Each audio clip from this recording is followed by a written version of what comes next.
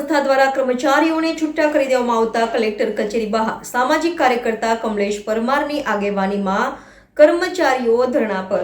અક્ષયપાત્ર સંસ્થા દ્વારા કર્મચારીઓને છૂટા કરી દેવામાં આવતા કલેક્ટર કચેરી બહાર સામાજિક કાર્યકર્તા કમલેશ પરમારની આગેવાનીમાં કર્મચારીઓ ધરણા પર। નિરાકરણ ના આવે ત્યાં સુધી ધરણા રાખવાનું જણાવ્યું ત્યારે બીજા દિવસે પણ ધરણા ચાલુ રહ્યા હતા।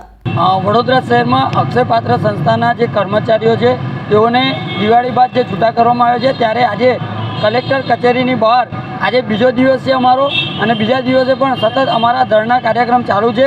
અમને જ્યાં સુધી ન્યાય નહીં મળે ત્યાં સુધી આ ધરણા કાર્યક્રમ ચાલુ રાખીશું।